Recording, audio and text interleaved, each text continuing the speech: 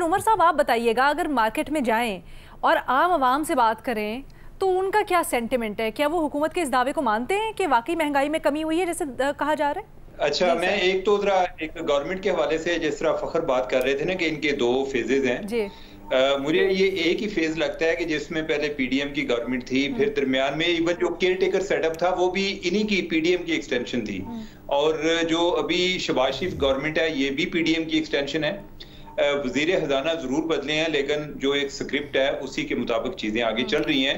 Basically जो एक IMF का प्लान है उसी को आगे लेकर चल रहे हैं, इन्हीं को उससे आगे पीछे होने के लिए इनके पास गुंजाइश नहीं है। जो दूसरी महंगाई में कमी की बात है या जिस तरह मज़हर साहब बात कर रहे थे पेट्रोल की कीमतें नीचे आने में, इसमें इंटरनेशनली भी जो एक पेट्रोलियम प्रोडक्ट्स की मार्केट जो एक प्राइसेस है वो नीचे आई हैं, लेकिन गवर्नमेंट को इसका वो क्रेडिट लेगी क्योंकि जब पेट्रोल महंगा होता है तो तब भी उनके कंट्रोल में नहीं होता, तब भी जब इंटरनेशनल प्राइसेस अप जाती हैं तो गवर्नमेंट को गालियां पड़ती हैं, तो अगर डाउन भी जाएंगी तो गवर्नमेंट उसका क्रेडिट लेगी। जहां तक बाकी महंगाई का तल्लक है, मेरे ख्याल है कि कुछ किसी हद तक फर्क तो जरूर पड़ा है, खास तौर पे ये जो एक अशियाए खुर्दोनोश हैं उनकी एक कीमतों में कोई सब्जी है, टमाटर है, यानी कि मैं अक्सर ये देखने में आता था उस टाइम कोई लोग पोस्ट कर रहे होते थे जी कि मैं आज टमाटर लेने गया तो वो 500 का है या 600 का हो गया।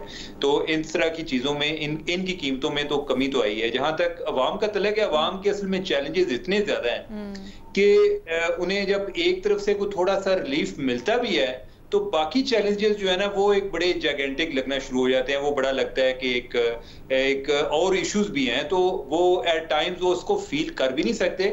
और इसमें हुकूमत का भी कसूर है। हुकूमत का ये कसूर है कि अगर कोई महंगाई में कोई कमी आई है तो वो इस चीज में लोगों को प्रॉपरली बता भी नहीं सके कि इस हद तक तो हम कर पाए हैं। ये एक 100 दिनों में हम इतना ही मुमकिन था, या एटलीस्ट ये है कि ये फैक्टर्स हैं कि जिसकी वजह से महंगाई कम हुई है और आइंदा भी कम होगी। शायद ये वाला वादा करना उनके लिए इसलिए मुश्किल हो कि जिस तरह आगे कोई एनर्जी की प्राइसेस बढ़ रही हैं या जो हम आईएमएफ के साथ जिस प्रोग्राम में जा रहे हैं तो एन मुमकिन है कि महंगाई का एक और फ्लड हो, तो इस वजह से वो इस चीज को ज्यादा आर्टिकुलेट नहीं कर पाए कि अगर हम हमारे आज के दिए हुए बयान जो है वो कल हमारे सामने आएंगे। लेकिन ओवरऑल ये जो अगर हम देखें डॉलर के हवाले से देखें तो डॉलर एक टाइम तो बिल्कुल तवाइफुल मुलूकी वाली सूरत हाल थी, बड़ा क्यास था कि कोई पता ही नहीं चलता था कि डॉलर किधर जा रहा है किधर नहीं जा रहा। तो किसी हद तक स्टेबिलिटी तो आई है। जो स्टेबिलिटी की हम बातें करते हैं या जो हमारा म्यार है उसमें तो आने में भी टाइम लगेगा। अगर कोई अगले 2-3 साल में वो कोई इंप्रूव होना शुरू हो जाए तो मेरे ख्याल है कि वो भी। लेकिन हम बात ये है ना कि क्या वो बुनियादी स्टेप्स उठा लिए गए हैं जिसके हम मुंतज़िर थे या जिसकी तवक्को थी हमें इस हुकूमत से कि पटरी पे लाने के लिए एटलीस्ट वो काम हो जाएंगे बेनज़ीर?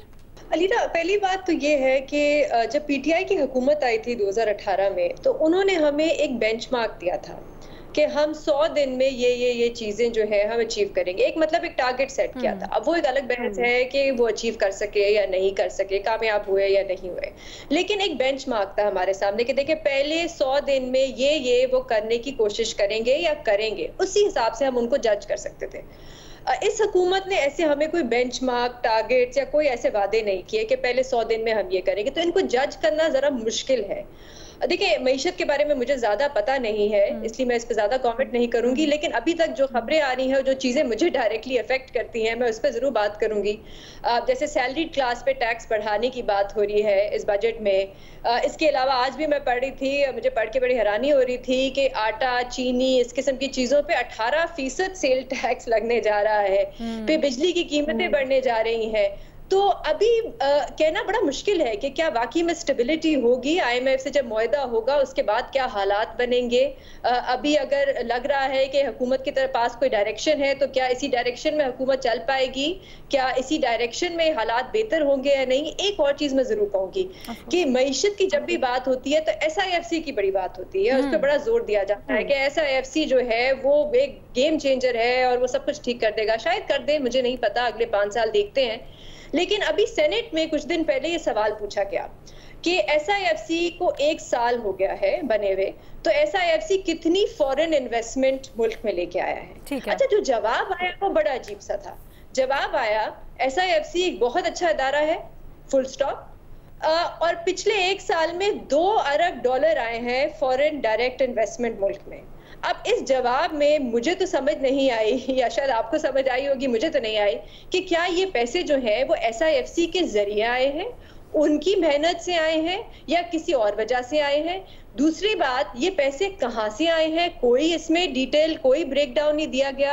ये पैसे कहाँ इन्वेस्ट हो रहे हैं, कौन कौन से सेक्टर्स हैं। तो अभी भी बहुत सी चीजों में मेरे ख्याल से लैक ऑफ क्लैरिटी है, और वो अभी जब बजट पास होगा, IMF मुआहदा होगा, तो फिर हमें शायद कुछ क्लैरिटी आए।